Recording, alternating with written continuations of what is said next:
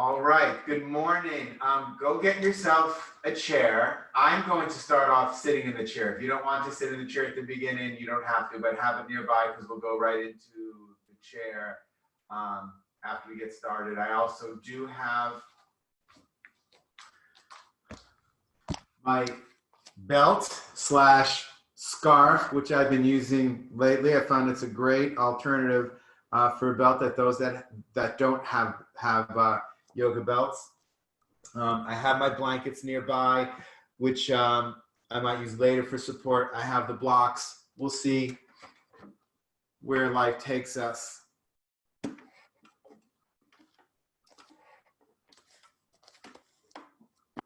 So if you don't have a chair, go get one. Have one nearby. This is just a dining room chair. Nothing extra special about this chair.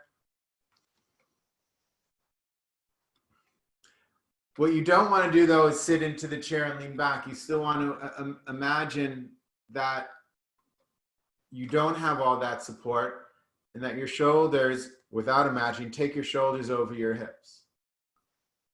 And rest your hands gently for a moment.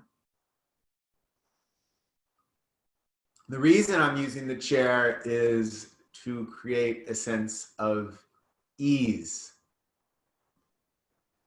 There's a great sense of unease around. So having a chair for support,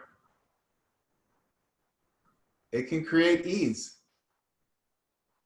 And sometimes we are hesitant to take support. We're hesitant in our yoga classes to take support because we should be able to do it without support. We should be able to, our bodies should do what we force them to do. And interestingly enough, as everything translates from yoga into the real world and in daily life, we often are hesitant to take support, help from others, support from others. We have this go it alone ideal. So today I want us to really learn how to take and accept and receive support. It doesn't mean that there's no work involved. There will be work, you'll see. But how can that support create ease through the work?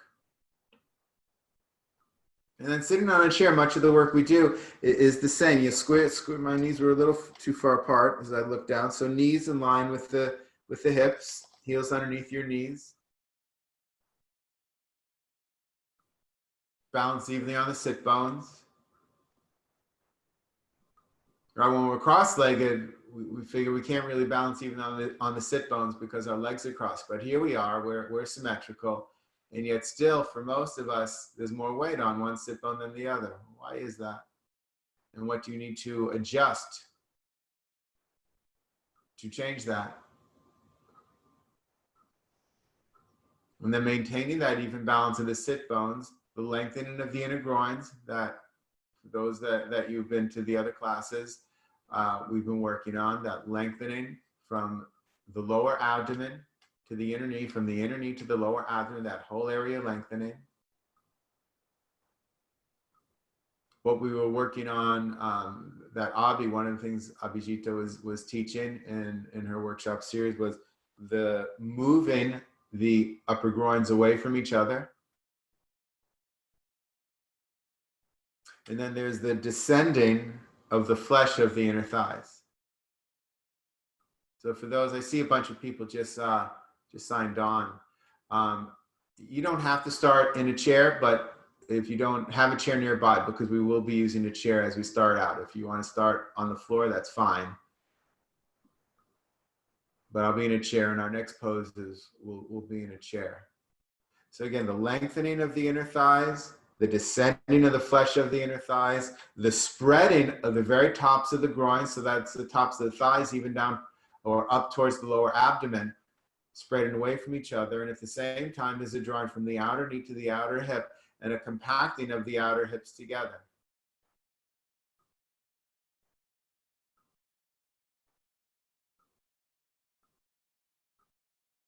And while it's supposed to be easier with sitting in this way because our legs aren't crossed and we don't have that the hip tightness to get in the way, it still takes the same amount of mental awareness and focus to create those actions and to create them evenly. So I'm not gripping so much on the outer thighs that I end up gripping the inner groins. That I'm not just letting go here so that everything lets go in the outer leg. So you have to use your mind in a different way,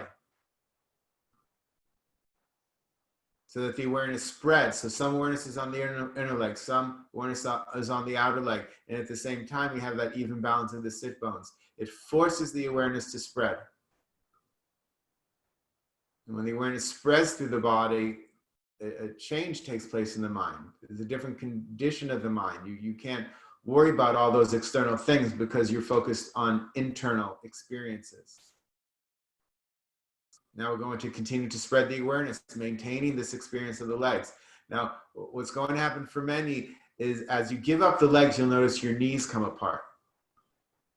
So you have to keep this understanding of the legs. You need to keep this experience. Lengthen through the side ribs.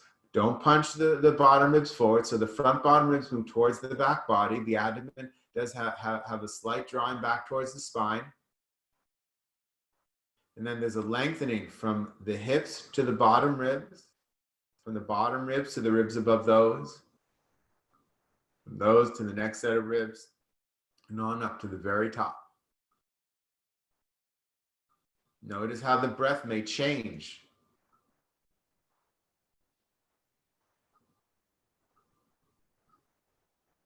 Ensure that you're not beginning to lean back now. There's a tendency to lean back, shoulders above the hips.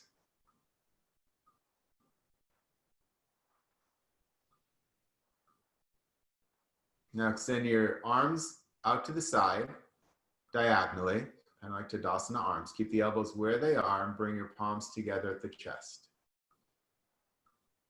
Use the thumbs to move the flesh of the chest upward, the flesh of the sternum upward, but watch those ribs. Those ribs are going to want to go forward at the same time. Keep the ribs in as the flesh of the chest moves up. And move the shoulder bones away from each other. When you move the shoulder bones away from each other, there's a broadening of both the front of the body and the back of the body. Often we focus on this opening of the chest, which is quite important, yes. But we don't always want to open the chest and just close off the back. Instead, can you find a complete broadening across the chest? Yes, but also across the top of the back, between the shoulder blades and that whole top bend of the back. Because as the breath flows, we need that space expanding as well.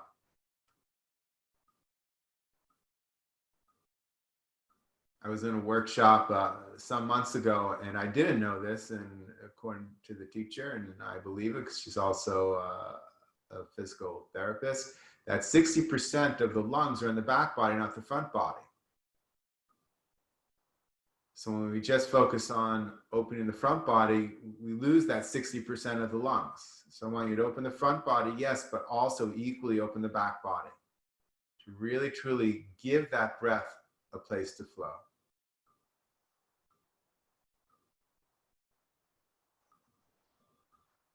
Gently rest your eyes into your cheekbones.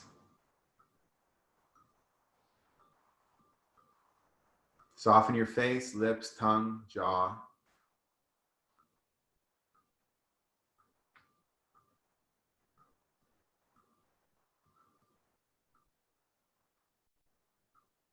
Become a witness for your body, a witness for your breath.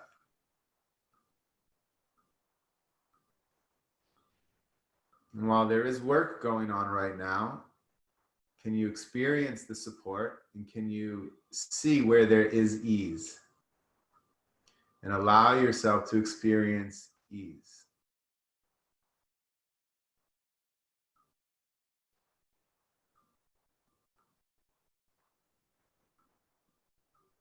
And then we'll chant the syllable Om 3 times together. Exhaling completely.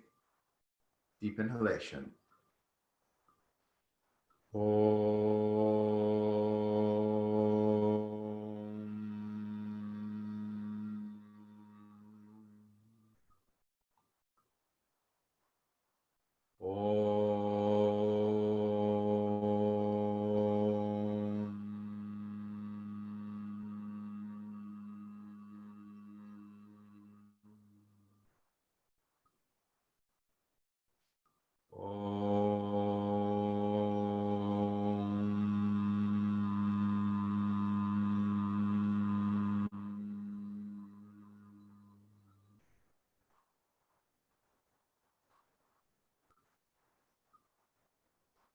Before taking any movements, observe what are the effects of those ohms.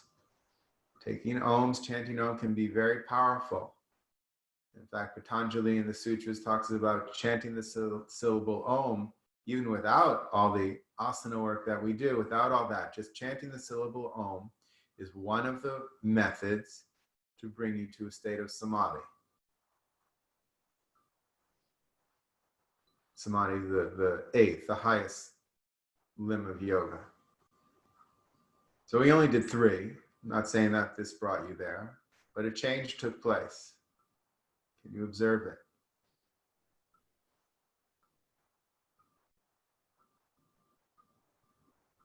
And then maintaining that lift of the chest, but don't shrink the back. So broad chest, broad top of the back. Lower your chin towards your heart.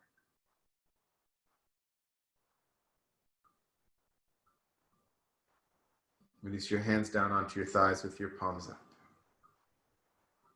With your eyes closed, raise your head. Gently let your eyelids open. All right, we're going to start off with some twisting. So I want you to turn the chair around. I'm going to have the chair turned around for much of the beginning here. So I'm hoping you'll be able to see me. If somebody can't see something I'm trying to explain, and I don't know that you can't see me because the chair is in the way, somebody unmute yourself. I'll give, you know what, I'm going to give that responsibility to Seema. Seema, if you can't see, someone else can do it too. But Seema, if you somehow can't see me or understand an instruction I'm giving, I want you to unmute yourself and let me know. All right. So I want you to sit sideways on the chair with the, this is going to be, I'm looking this way, that's the left side of your body facing the chair. If I get left and right mixed up, just go with me. It's okay. Knees, hips squared, heels underneath your knees. So now we're sitting like we were before. We're just facing the side. I want you to lift up. Watch those ribs. The ribs are going to want to puff forward again. So you need to draw the ribs into the body.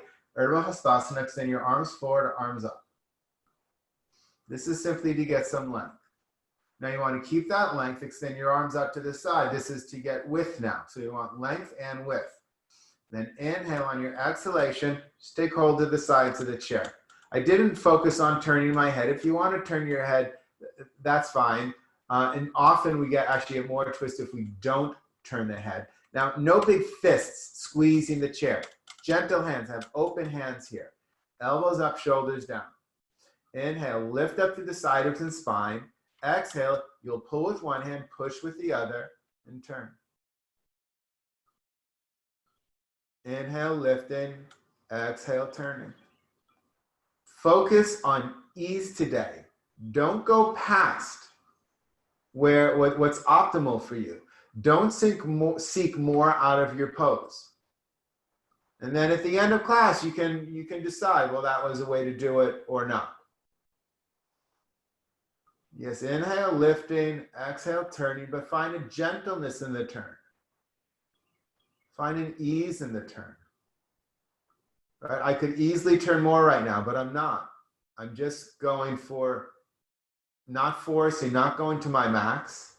If you're at your max, I want you to turn less. I want you to go to your max ease. And inhale, lift, exhale, return, come to center. And then switch sides of the chair. Just turn around on the chair. And when I say ease, I don't mean that that you're pain-free in the body. Some of us have pain. I'm not saying that there's no work going on. I'm not saying easy. I'm just saying a sense of ease so that you stop forcing yourself through these poses to get to some destination that doesn't actually exist. Extend your arms forward, extend your arms up. Get that length. Inhale, lift, extend more. Exhale, keep that lift, take your arms out to the side. Drop your shoulders, lift your elbows here. really the whole arm, but make sure those elbows are up, shoulders are down. Inhale, keep the length, keep the length, keep the width. Exhale, turn, take hold. No death grips. I have open hands here. Inhale, lift, elbows. See, I have my elbows down, so elbows up, shoulders down. Inhale, lifting. Exhale, turning. Ease, slowly, smoothly, not forcing. Inhale, lifting. Exhale, turning. Ease. Inhale, lifting. Exhale, turning. Not to your max, less than your max. What I find when I practice this way is I actually begin to go deeper beyond what I thought my max was, because I enter the poses with a sense of ease. And then be here for a moment, breathing, observing the pose. Observing the body, the state of mind, observing the breath. That does not mean force a deep breath. Sometimes twists actually have shallower breaths, depending on your conditioning. So you want to do more observing and less forcing, even of the breath. Inhale, lift, maintain the lift. Exhale, come to center. One more time, turn. Right, so watch the screen for a moment if you can. See, here's what happens. If I go into the pose, I lift, extend, turn. If I just go for maximum, I feel force, and that's where I stop. But if I slowly turn a little bit, pause, be there, a little bit more, and pause and be there, a little bit more, going in easily. I find open spaces in the body which allow me to move into them. I can actually go further with a state of ease versus that jamming, and then the muscles just stop me. They're saying, don't go any further. And if you want to go further, you have to fight with them. So that's the idea I want to get across today. So starting facing the side, arms forward, arms up. Hands out to the sides, arms down. Inhale, lifting, exhale, turning. Don't worry about the head turning. If it turns a little, it's fine. I'm not against the head turning, but don't turn from the head. That's the ego turning. Turn from the body. Start at the base of the spine, move up one vertebrae at a time. So inhale, lifting, exhale, turning from the very base. Picture those vertebrae in your body, and you turn one vertebrae at a time. Inhale, lifting with a sense of ease. One vertebrae at a time, find that turn. A sense of ease. Inhale, lifting, exhale, turning, the sense of ease. Elbows up, shoulders down. Inhale, lifting, exhale, turning.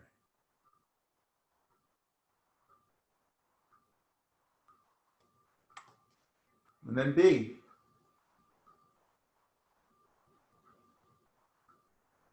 Don't wonder where we're going. Don't wonder how long we'll be here. Be here.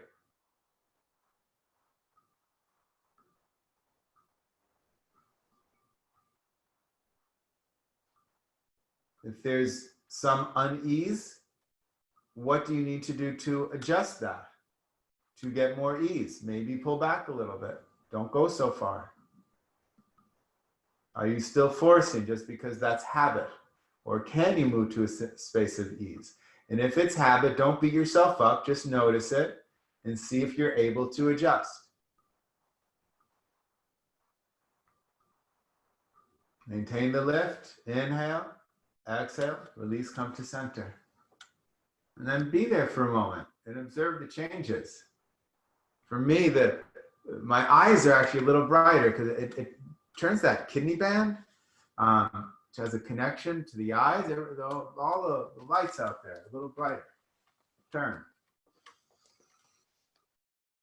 And again, it doesn't need to be the same effects for you, but I do want you to notice what the effects are. Arms forward, arms up. Take the length. Inhale. On your exhalation, keep the length, take the width. Inhale, exhale, turn. Again, don't lead with the head. If you want to turn your head to follow the body, chin in line with your sternum, you can. I sometimes prefer just keeping the head neutral, The body tends to turn more that way. Many of the advanced twists do that. But don't lead with the head. Don't lead with the ego. Lead with the body. Start at the base of your spine. Inhale. Exhale. Turn base of the spine. One vertebrae at a time with ease. Inhale, lifting. Exhale, turning one vertebrae at a time with a sense of ease. Notice if your ego steps in and you begin to go too far. Inhale, lifting. Exhale, turning. Ease. And I have to remind myself, because there's a part of me that just wants to crank around. I have to go, no, one vertebrae at a time, slowly, peacefully, smoothly. The pace of your breath, not mine. And then when you're in an optimal place of turn and ease, be here. Pause. Study.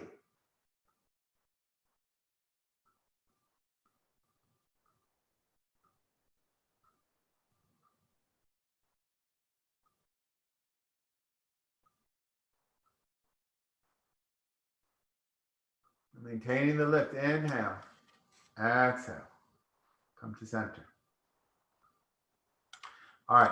So I want you to sit on your chair. So this is where it's a little hard to see because the back of the chair is there. But you have your thigh. So your right thigh is on the chair. Knee in line with your hip. Not if have a replacement hip, it won't be in line. Exactly. And then you straighten this back leg on the floor. So I'll just show without the chair. It's Virabhadrasana 2. So we're here. This is the form, and then there's just a chair under this thigh here.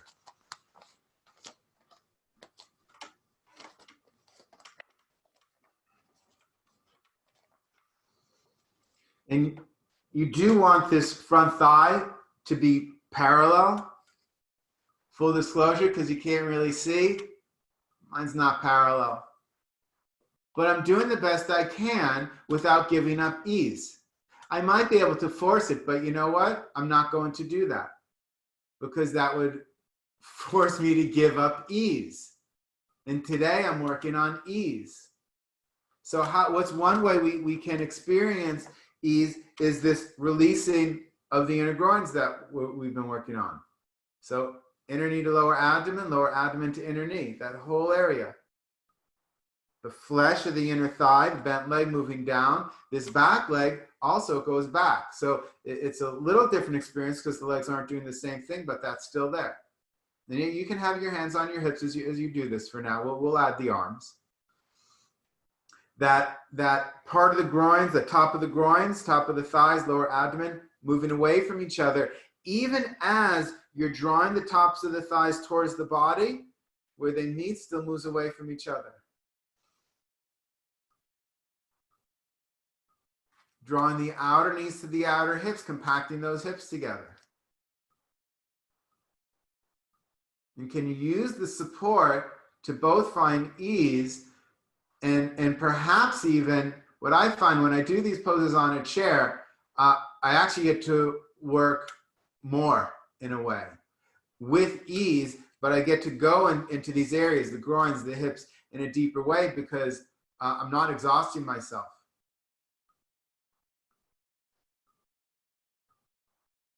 Now ensure that your torso is parallel to the wall as well, right? So that when I turn the torso, the knee follows. So I want to keep extending that inner thigh here.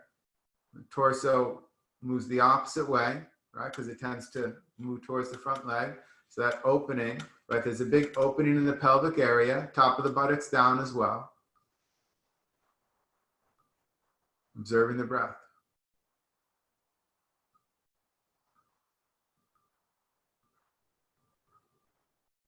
And then releasing, bend the back leg, come to the center of the chair. You just face the back, be towards, away from the seat of the chair. So have your buttocks towards what normally is the front of the chair. So you have wide legs now. Legs are on the outside of the chair. We're going to do a twist in between the sides.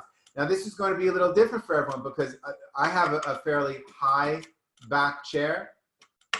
So I'm going to take my forearm over the back of the chair. Some of you are going to be much lower. Take the other hand on the seat of the chair, that front end, right in the center of your buttocks, and we'll turn. Drop the shoulders, inhale, lift up to the spine, Exhale, bend the back elbow. That's going to help. And turn. Again, I'm not focusing so much on the turn of the head. Inhale, lifting. Exhale, turning. Find an ease here. Inhale, lifting. Exhale, turning. Find an ease here. And exhale, come to center. Other side. Forearm over the front of the chair. Hand behind the back of the chair, the center of the buttocks.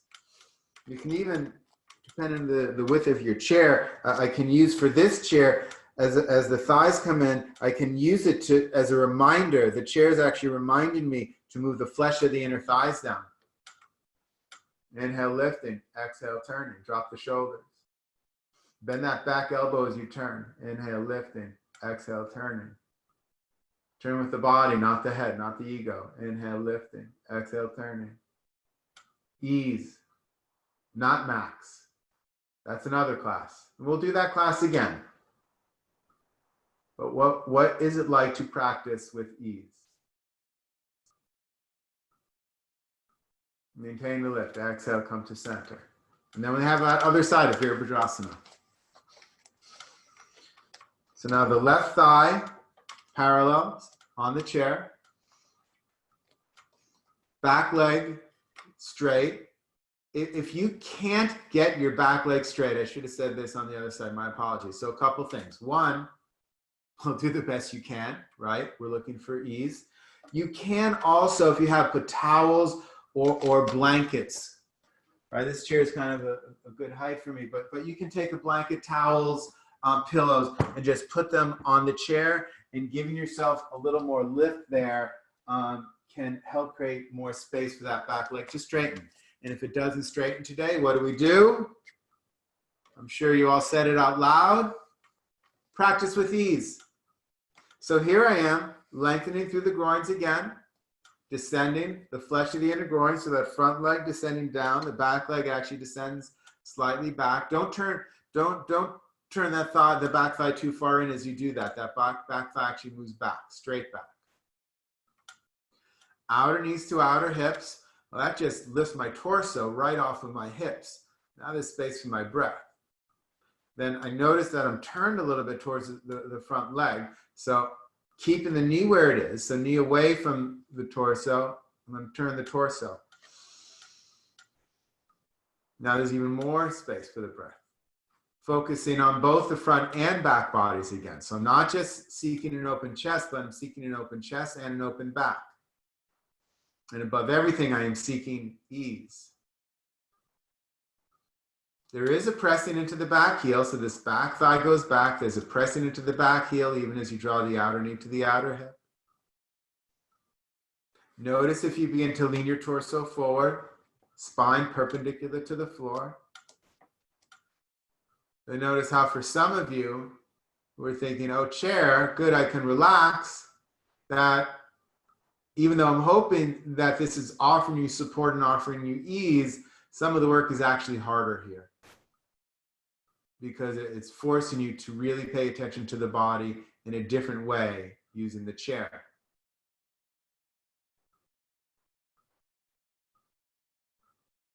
And release, come to the center of the chair. Take your feet to the outside of the legs here. Left forearm over, right hand behind you. Inhale, exhale, turn. Shoulders down, turning one vertebrae at a time with ease. Inhale, lifting. Exhale, turning. Inhale, lifting. Exhale, turning. Don't go to your max today. Go less than your max today. What is it like to practice not with force, but with ease? What's it like to take support and rely on support? Right, we're doing a version of Bharadvajasana. Bharadvajasana is on the floor, no blankets, just you. I guess the floor is a support, but you and your body. What's it like to take this with support? Inhale, maintain the lift. Exhale, come to center. Other side. Drop the shoulders. Inhale, lifting. Exhale, turn. Bend that back elbow to help the turn. One vertebrae at a time with ease. Inhale, lifting. Exhale, turning. Inhale, lifting. Exhale, turning. Drop the shoulders.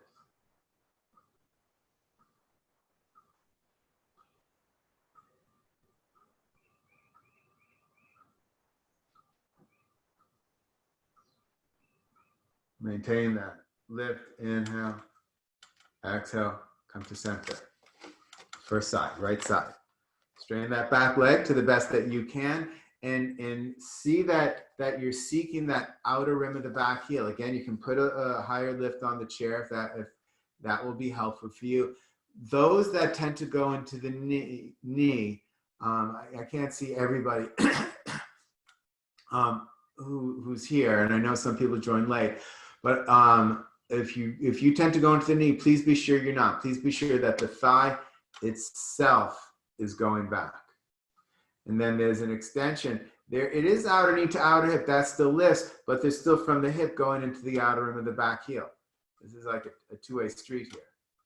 Then the lengthening of the groins, the opening of the groins, outer knee to outer hip on the front leg as well. Descend the flesh of the inner groins. But this, even as that front leg inner groin descends, that back thigh, the whole back thigh moves back. The front inner thigh moves back, and the whole back thigh moves back. So really get that spreading in the pelvic area.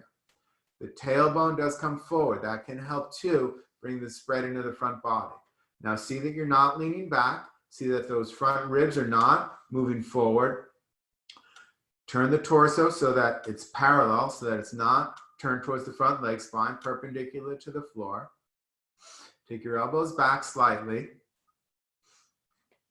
and then extend your arms. Hold your arms up from your armpits, not your shoulders, and ensure that you're extending. As you extend through the arms, extend from the front and back bodies. So from the center of the sternum out through the thumb side of the hand. From between the shoulder blades, move the shoulder blades apart and extend through the pinky finger. And then gaze over your front fingertips. And then go back to the legs. Did you lose anything? Do you still have that nice opening of the pelvic area, the releasing of the groins? The back thigh moving back, tailbone moving in.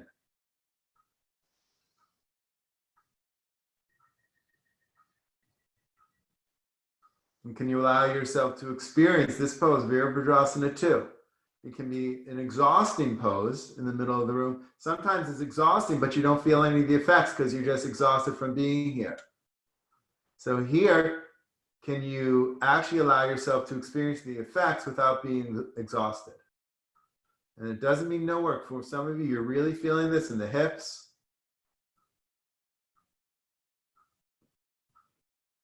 Maybe even you're getting that expansion of the torso.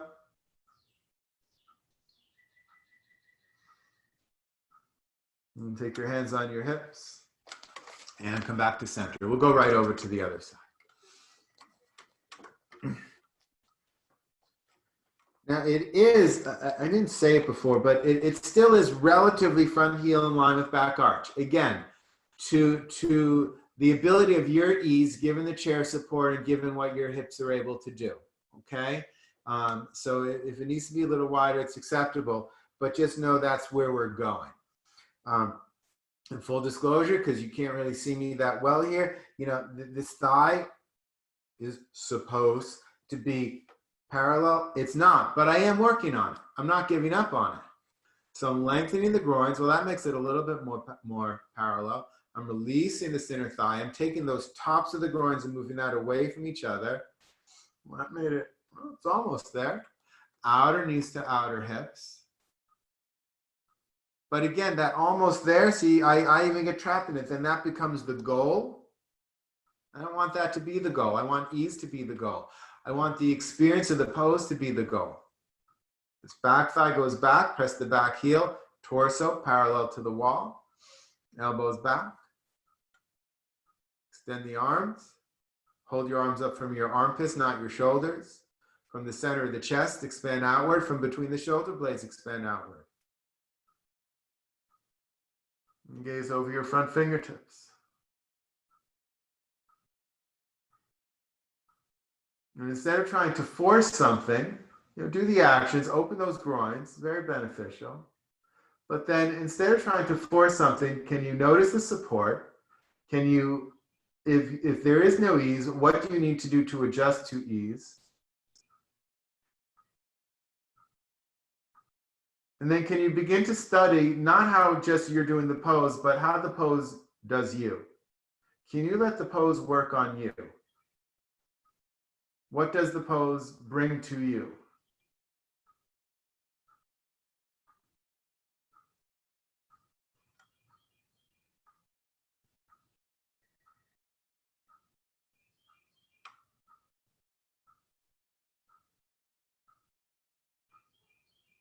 And release. Hands on hips. Come to center. Take your hands on the outside of the chair. I'm sorry, feet on the outside of the chair. Legs on the outside of the chair. It's okay, the legs are wide. My legs are not straight. Left hand over, right hand back. Drop the shoulders. Inhale, lifting. Exhale, bend the back elbow and turn. Ease. Inhale, lifting. Exhale, turning. Find the ease. Inhale, lifting. Exhale, turning. Find the ease.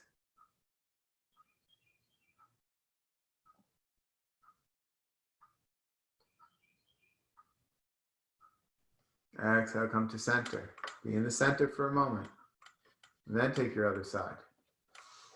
Inhale, lifting. Shoulders down. Exhale, bend the back elbow. Ease. If you don't have a high, this seat is holding up my front elbow. If you have a lower one, make sure your elbow is lifted. Inhale, lifting. Exhale, turn. Inhale, lifting. Exhale, turning. I can feel as I turn, I'm throwing my ribs forward. I need to take those back into the body so that my spine stays perpendicular and then turns. Now I doing that, I turn more and have more ease at the same time.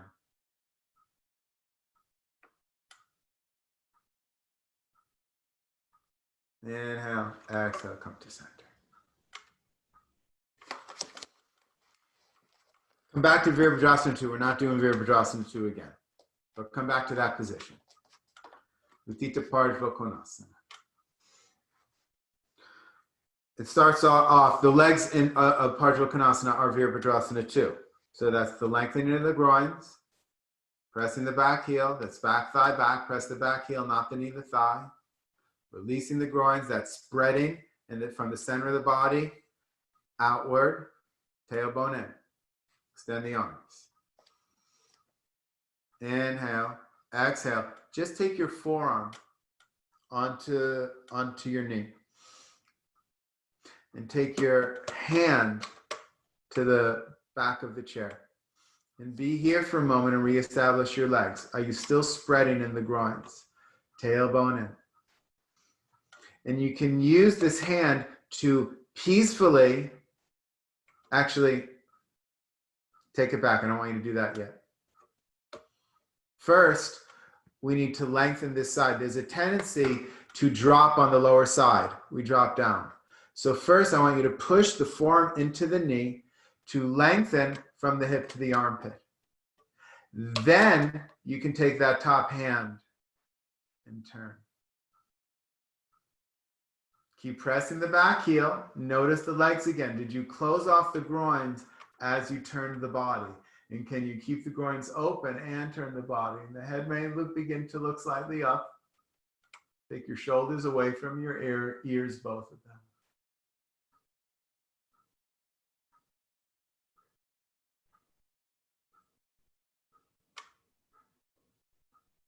And then extend this arm up. You're just going to pull yourself up for now. Pull yourself back up to center, back to Virabhadrasana 2, and then come to center. Other side. So start in Virabhadrasana 2 legs. Lengthen those groins, just what we were doing before, the descending of the groins. That spreading of the top, so the top of the thighs spreading, the lower abdomen spreading, even as the groins draw into the body. So it's not that everything goes away. We have to find the space. B.K. Iyengar talks about that really what this practice is, this yoga practice, is not about moving the body, but it's moving the energy around the body. And sometimes the energy moves in multiple directions. So in the groins, the top of the groins have to come back towards the body, into the body. But where they get close to each other, that area actually has to move away from each other. So it's coming in and going out at the same time. Same with this. There's a drawing of the outer knee to the outer hip, but the hip then has to help push the back heel down. So can you begin to find a way so that these energies can take multiple pathways? And if you're newer to me, you know, spread the groins, outer knees to outer hips, press the heel. Totally fine. But some of you I know have been practicing with me for months and even years, many of you. You need to begin to experience that next space. Extend the arms. Inhale, exhale, forearm down. Keep this spreading here as you just take the hand down. So it's not that you're collapsing to take the hand down. Keep the spreading, take the hand down. But there is a collapsing as we lengthen the top side, we tend to collapse the bottom side. So I want you to put, don't worry about the top arm, push into your thigh and lengthen from your hip to your armpit.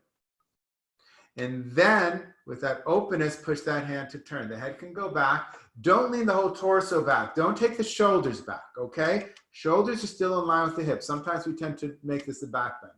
So keep the shoulders in line with the hips relatively, but there is a slight turning and twisting. The head can go back because that gives it more freedom to look up. Are you still spreading in the groins? Is the tailbone still coming in? Are you still pressing the heel? And can you find a sense of ease and support here? Not no work, not easy, that is different. The truth is I am working harder in this pose, in these areas here, than I do when I'm just trying to stand in the middle of the room, which can be exhausting. But even with that extra work, I'm experiencing a sense of ease and support, which allows me a deeper entry into the pose, which allows the pose to work on me more. Extend the arm up, pull yourself up. Hands on the chair, come to center. Take a breath. There's a lot of work that goes on there. So if you want, some of you, depending on where your body is, you might want to go down a little bit more, or you're going to stay on your thigh. So if you have blocks or books or your dictionary or one block you can switch sides, you can take blocks. But to be clear, you do not need them. So I'm going to put them there and just see how it goes. I might choose in the middle that I don't want it, but we'll see. If you're using the block that goes right next to your foot, and you might want to, you might have to see, do you want it high? Do you want it low? So maybe start high and then see where that goes. Virabhadrasana, 2 legs, lengthening through those inner thighs, descending the flesh of the inner thighs, drawing from the outer knees to the outer hips. Adjusting the torso. Now extend the arms. Inhale. Start forearm on your thigh. Hand on the chair. Get that length first. So from your hip to your armpit, get that length and turn. And now see where you are. Maybe you can just straighten your arm and the block is there. Maybe you can keep that length and go a little lower. That's not bad, but you know what? No, I like the higher better. Ease. I could do it low, but I'm sensing less ease there. So maybe I'll take a high block. And if you're losing ease from the high block, please go back to your thigh. Lengthen from that front hip to armpit. Take that hand on the back of the chair. Rotate. Oh, the knee's following. Don't let the knee follow. Let the head go back. And don't turn this into a back bend, okay? So the shoulders don't go back. The shoulders stay where they are, and there's just a slight rotation. Open the groins again. Outer knees to outer hips again. And then extend the arm up. Rotate it. Extend over your ear. Open the groins again. Tailbone in. Extend both sides of the body. Open in both the front and back sides of the body. If we lean back too far, we close the back side of the body. So I want both the front and back opened. And where is your ease in this pose? And if you're not experiencing it, what do you have to adjust? Maybe it's taking your hand back on the chair. Maybe it's coming back onto your hip. Okay, this is where my ease is. Can you go for ease and not ego? And reach through that arm and pull yourself up and out. Virabhadrasana 2, double checking here. Creating ease. And then releasing your hands, coming back to center. We'll go right over to the other side. Straighten that back leg. Walk near your foot. Opening those groins. That back thigh goes back. There's an opening of the groins. The top of the groins draw into the body, but then there's a spreading where I won't say they meet, they don't meet, but where they're closest to each other. Tailbone in. Lift the chest, extend the arms. Keep the legs. Inhale, exhale, forearm down, hand on the chair. Get this first. Push into the thigh to extend the lower side of the body. It's not just an extension of the top of the body, it's both sides. And then using that top hand, don't lean back, but turn. The head does go back. And then maybe you can extend the arm down and the block is there. Oh, I left it on low. That's too low for me. I'm using the high. You can use what's optimal for you. And the truth is sometimes it just depends on the length of your arms and your height. It's not all just flexibility. Push into the chair, turn. Take the shoulders away from your ears, both of them. Open the groins, tailbone in. Then you can extend the arm up, rotate it, extend over your ear. But can you do this with a sense of ease? If not, come back to the chair and thigh. That's fine.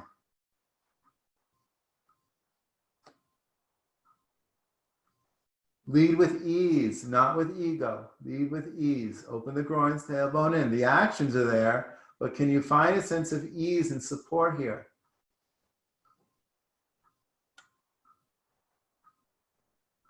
For me, I sense much more opening in the groins, in the pelvic area, opening the hips, than when I'm in the middle of the room here. Now reach that arm, pull yourself and come up. Virabhadrasana 2. And release, come to center. All right, we need to switch things up. You're going to keep the chair, but now the left leg is going to go over the chair. And the right leg is straight back, the heel is up. So this is what it looks like outside of the chair. Like this. So the leg closest to the chair is bent. That back leg you'll make it as straight as you can get it. Not pushing into the knee. But we're going to use this chair for the support. This back thigh does turn in so that the knee points relatively towards the ground. So the front of the thigh is towards the ground. The knee is pointing towards the ground. The heel is up. I'm not trying to get it to the floor. I am pressing this back thigh back up in this case and taking the heel towards the back wall. That's quite important, but not towards the floor. I'm lengthening the groins, descending the groins, spreading, opening the groins, and I'm drawing both outer knees to outer hips, compacting the hips together. Lengthen through the spine. Pravrita Parvo Konasana. Now take your forearm back on the knee. Take your hand on the chair. Right? So Pravrita, this is a revolved version of the pose. There's a twist here. Move your shoulders away from your ears. Extend through that back heel. Draw the outer knees to the outer hips and compact the hips together first. Maintain that and then turn. The head goes back. So try not to lean forward and turn, but not into a back bend, but slightly back. The head goes back and open.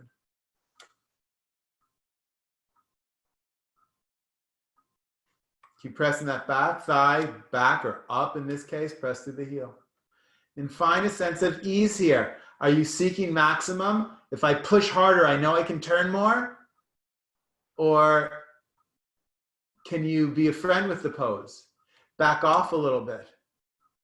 When you back off, you can actually then, the breath guides you into a deeper place. And then turning your torso back to center. So it kind of turns down a little bit, then coming back up.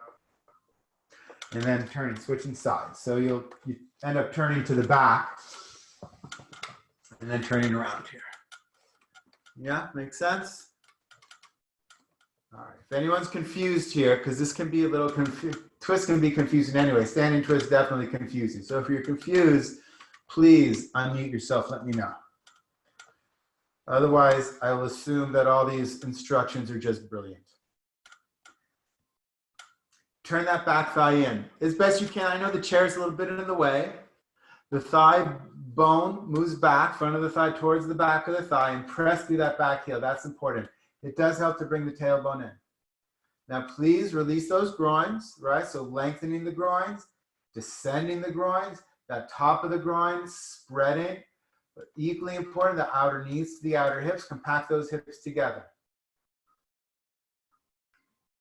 And take that forearm onto the knee, hand onto the back of the chair, reestablish the legs. Because as soon as I did that, I totally lost the back leg, right? My mind, my head came forward, back leg was gone. So let's reestablish that. Press that thigh back, extend through the heel, re-lengthen the groins, re-descend the groins, re-spread the groins. And then you push into the thigh to get that length in the torso, and then push with the hand to turn, leaning slightly back, head back, not so far that it turns into a back bend, but it's really just to resist. We tend to lean forward and then turn, and we then collapse everything and compress everything in the torso. So we still want some, even though we're squeezing, we still want space for it. And don't go to the max, go less than your max. If you're at your max, turn less. Just turn. When I do that, my breath actually forces me to turn slightly more, but it's with a sense of ease as opposed to that forcing that I can easily get into. And it's been taught to me. I know how to do it, and I've taught it. But what happens if you just approach it in a different way? Exhale, come to center. Coming up, turning, first side, one more time. You can have a block nearby if you want. We'll see. It may take away the ease, and we don't want that, but it depends how close you are to the floor, how long your arms are, all of that. Lengthen the groins. Outer knees to outer hips, that back thigh pressing back, really extend through the heel. Take the forearm down, hand on the chair. Use that forearm to lengthen the spine. And if you can keep that length, ultimately the block goes on the outside of the foot. See, that's not giving me ease. Let me try the inside of the foot. That's not giving me ease. I'm going to stay on my thigh. Now I give you permission to check it out. If this gives you ease, use it. Turn. The arm is straight in this pose. If this gives you ease on the outside of your foot, do it. To me, it does give me more twist, but it's more struggle. So I don't want that. I'm going for ease today. I want you to go for ease today.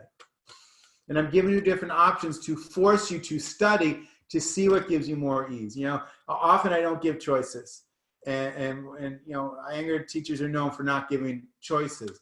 But I do want you to begin to study your body and see what's optimal for you. Press through that back heel. Get that length in the spine. Then push into that top hand and turn. Head back. Turn with ease, not with ego. With ease. Move those shoulders away from each other. Right? So you can still move those elbows away from each other to take the shoulders away from your ears. Just like in many of the sitting twists that we do. Exhale, come to center.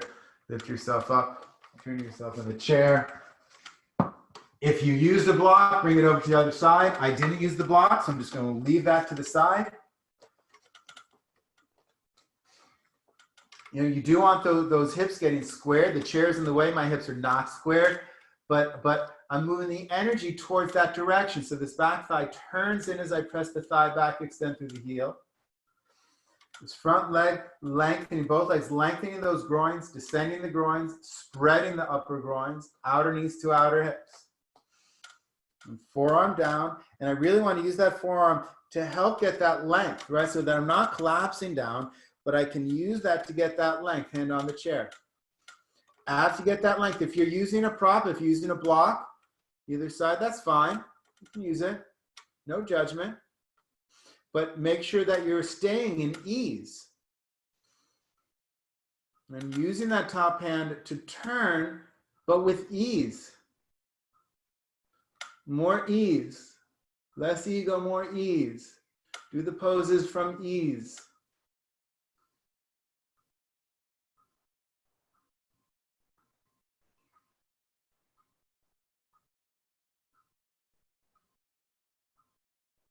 And then coming up, turning, and let's turn to the side of the chair.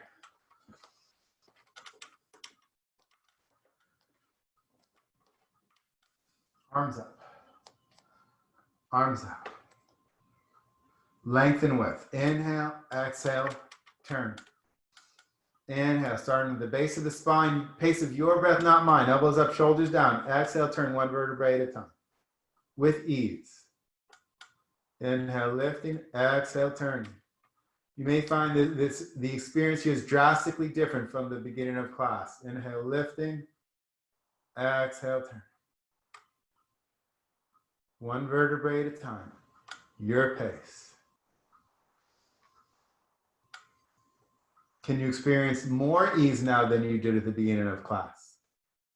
Whether you're turning more or less is irrelevant. Can you have more ease? Maintain that lift. Exhale, come to center. Turn around on the chair. Inhale, lifting. Exhale, turning. Descend the groins, lengthen the groins. Elbows up, shoulders down. The pace of your breath. Start at the base of the spine, one vertebrae at a time. Inhale, lift. Exhale, turn. Elbows up, shoulders down. Pace of your breath. Inhale, lifting. Exhale, turning. Ease. Not maximum, not, oh, I can go more because I've done a whole class. Can you experience more ease because you've done a whole class?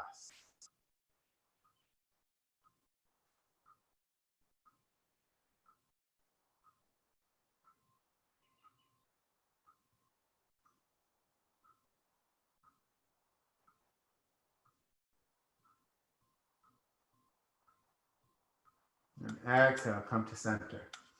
All right. I still want you to have your chair available. Let's see how we can do this. I'm going to take a couple blankets. So take a couple blankets, pillows, towels. Place them down.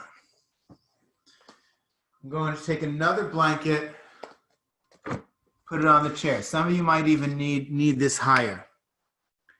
We're going to do a forward bend. The problem with forward bends is that they're really hard for many of us with tight hamstrings, tight hips, and therefore we are in agony, and we also don't really go very far into them, and then we don't stay long.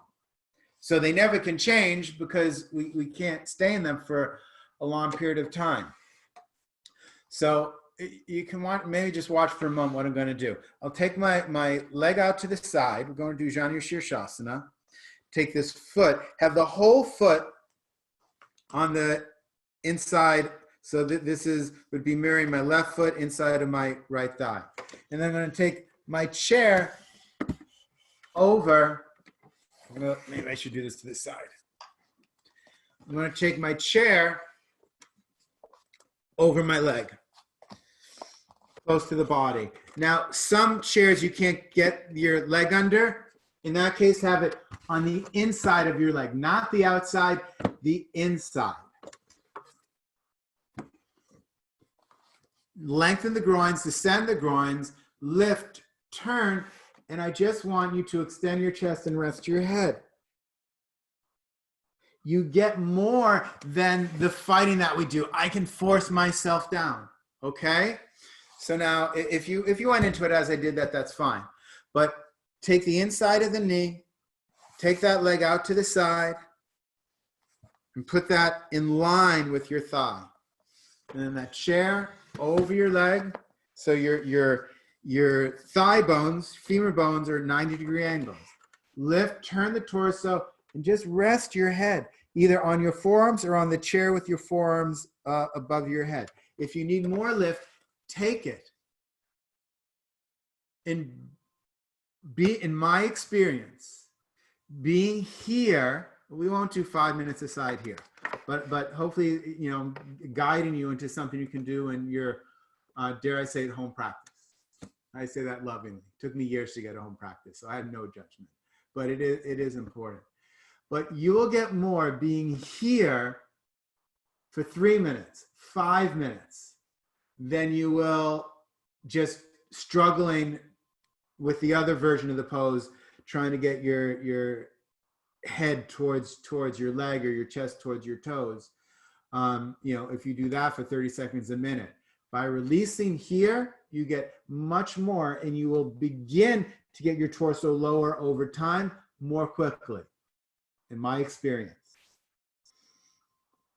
Can you find the support and can you find the ease so that you can witness what this pose offers you? Not how you can fight your way into it, but what it offers you. But forward bends calm the nervous system. They calm the fight or flight response. But the truth is, many of us don't get to experience that because we fight with the forward bends. I have tight hamstrings. I have to get deeper into it. I'm going to fight my way in, or I'm just not going to do them. I hate them. This is a way in for you, so that you don't have to go the ego way where I'm going to figure out how to get my head closer to my foot, but you can go in the ease way and actually feel the experience, the results of what forward bends offer you, which is a calm nervous system, ease.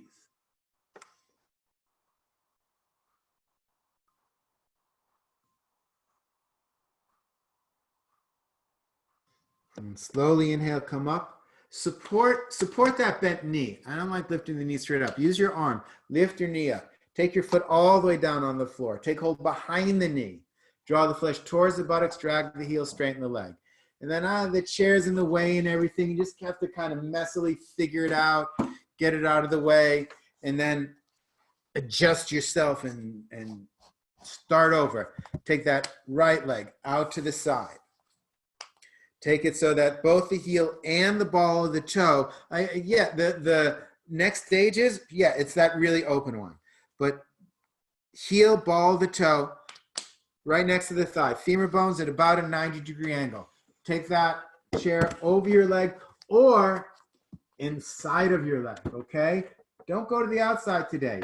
Ease, lift, turn, rest your head.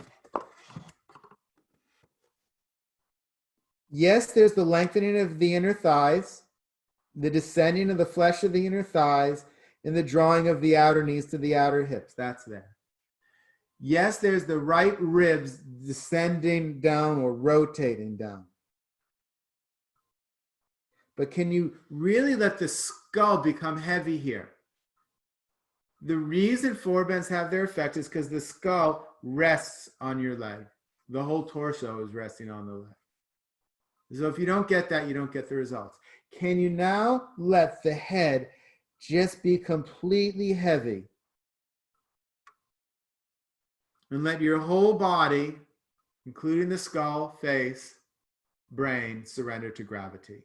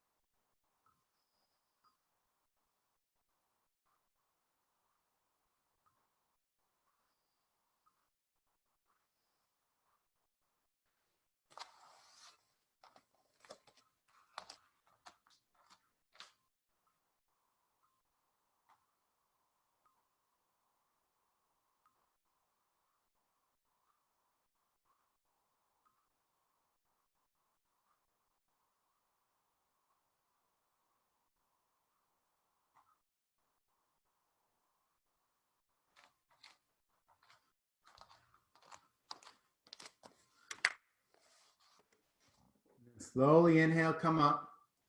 Take your hand on the outside of the knee, lift that up, foot completely down. Take your hand on the inside of your knee, draw the flesh towards the buttock, drag your heel, straighten your leg.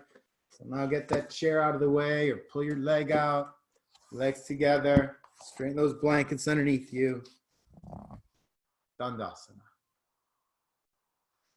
Lengthen the groins, descend the groins, spread the groins, outer knees to outer hips, lifting up through the side.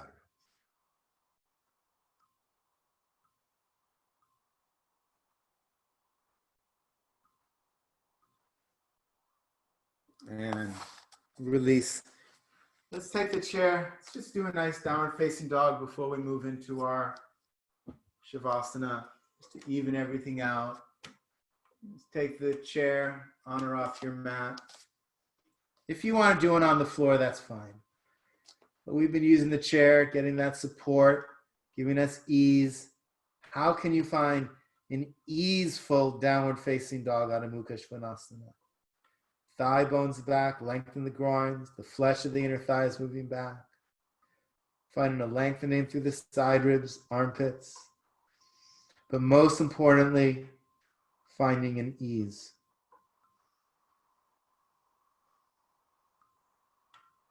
Observing the breath as it opens both the front and back bodies.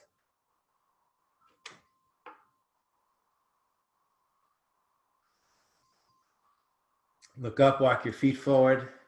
Take the Tadasana for a moment. Feet together or feet apart. Just checking in with yourself. How is the experience of Tadasana different? This is our first Tadasana today, the end of class.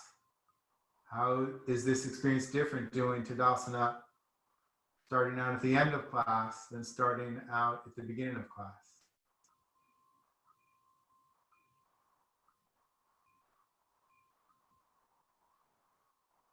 And release. Set yourself up for Shavasana.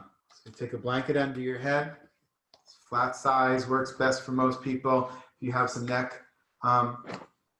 issues you want to protect, take care of, you can fold it in half. Whatever you need for, again, that sense of ease.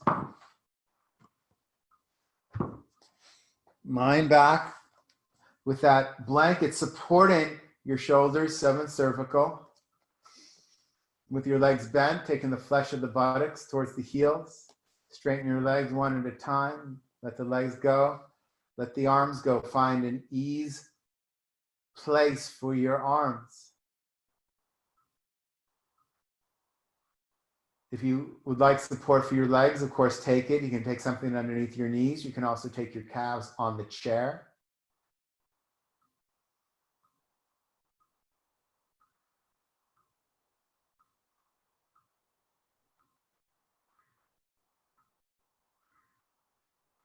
Can you open yourself up now to receive the ease, the support that the Mother Earth, the universe, wants to give you?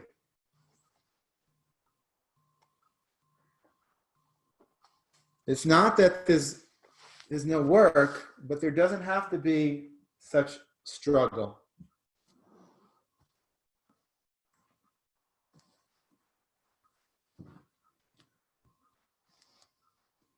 And here now,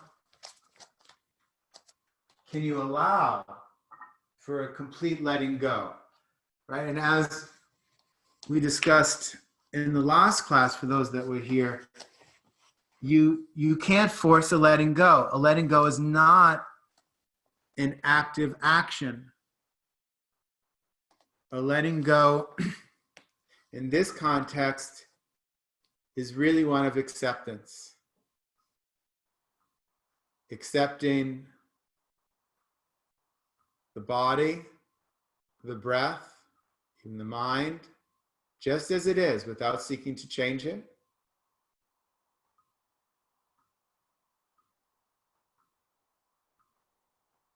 And accepting the support that you are being offered right now from the Mother Earth below you, from this community, from the energy of the universe itself. And you get to choose whether to accept that or not. Just experiment. What would happen right now if you accept it? And then you decide whether it's something you want to do more of.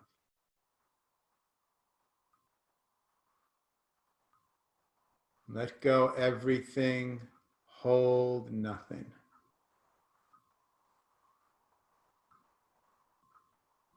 Be at ease. Accept ease. Shavasana.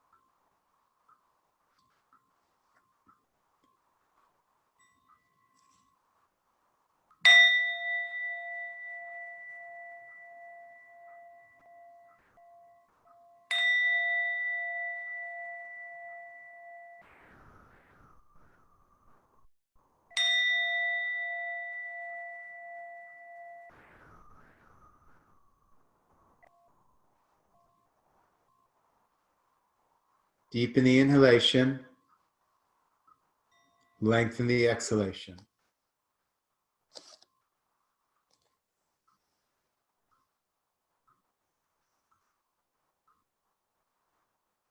If your legs are on the chair, just leave them there. If they're on the floor, bend your legs, take your feet on the floor with your knees together, feet apart.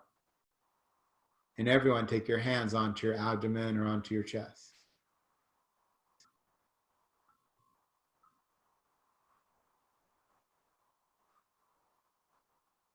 When you feel ready, extend your right arm past your right ear. Roll to the right side. Of course, if rolling to the left is easier, that's fine. Take a moment here.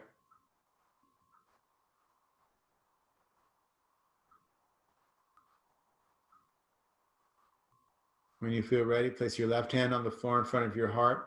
Turn your torso towards the floor, push to come up.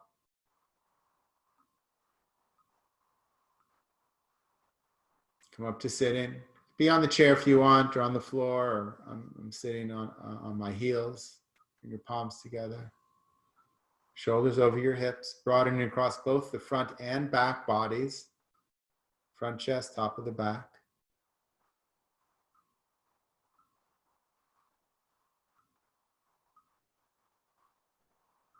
Take a moment to observe your practice. And as you do so, noticing the current experience, not what you wish had happened, but examining what did happen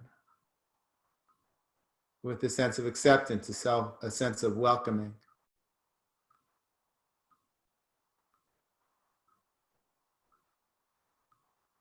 Take your ease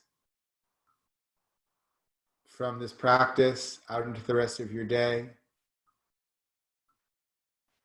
into your interactions with yourself, into your interactions with others you may be in contact with. And let's close our practice together by chanting one collective Om. Deep inhalation. Om.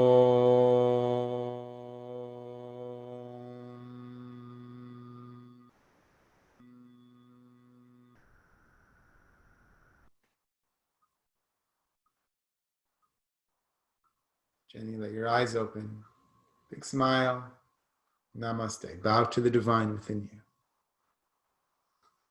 Thank you, Jonathan. It was nice class. I have one question. Yes, tell me your question. Where is exactly the ball of the thumb when you do the Adho Asana? Exactly, which place is exactly the ball of the thumb? Where you press it? So who's asking? I'm just trying to see here who's asking. I cannot hear you. Your voice is cutting. I don't know. Who's asking? Who is this? There is no. There is no voice. It's like mute. You can't hear me? Hello? Hello? Can you hear me? All right. Anamika, I think Anamika, Jonathan. Is this Anamika? Yes. Okay. Yes. So tell me your question again. Where is the thumb of the ball when you press down when you are in down facing dog? Ball of the first finger, ball of the thumb. Okay, got it. Okay, then I was doing right. Okay, thank you. I was confused that I'm doing the right thing or not.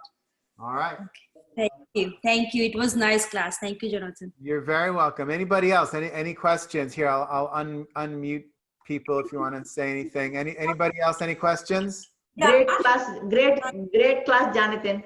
Yes. Oh, good. Thank you. Always a life lesson. Always. Yes. Thank you. Jonathan, I have a hard time with the chair. I'm short and my legs are particularly short. And it seems like, you know, it's just impossible to do a lot of this stuff. Am I doing something wrong, or is it possible that the chair is just too wide? Who just so I know, who's talking? Carpenter. Karen Hi, Carpenter. Karen. Well, there's a difficulty with the hips as well. It's hard. The chair's harder. The chair's just harder. People think Yeah. I I just have a hard time getting into position and keeping the position on the chair, because it just seems like it's spreading me out so much that I almost can't get my feet to the floor. So, and I can't see you, so that makes it difficult. If I could see you, we might be able to figure something out. But Right. without being able to see you, a lower chair may be beneficial. Like I said, it does depend on height as well. So a lower type bench or stool or step stool type thing, or step stool with a blanket on it. Maybe step stool is too short. Sure. Okay. Right, something like that might work out. Finding something that gives you a height that brings you to a place of ease. Okay, great. Does that make Thank you. sense? Pardon me? Does that make sense? Yes, it does. Yeah. And I don't do seeing me because I can't tilt the camera, and I end up trying to focus so that I can see in the picture. I'm not worried about it. It's not a judgment that I can't see you. It just Right. makes it, I can't, if I could see you, I could go, oh, well, if you move your leg here or there, Right. you can adjust something. Without Sure. that, I just have to kind of picture, well, what might be able to do it. And if you're saying the chair is too high, then I have to go, well, just find something lower, right? Oh. Like even a hassock or something, like a low, some hassocks are high, some are low, like, you know. Right. I think I know what I can use. It'll be perfect. Great. Okay. Thank you very much. I appreciate it. You're welcome. Anybody else? Any questions? All right. Well, then everyone have a beautiful day. I love you, and we will Thanks, see you next time. Jonathan. You are very welcome. Bye-bye. Bye.